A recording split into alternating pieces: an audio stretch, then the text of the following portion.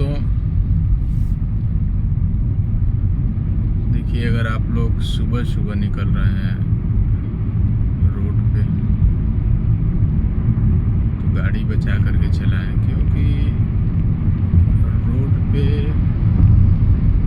आज की डेट में सांड बहुत ज़्यादा दिख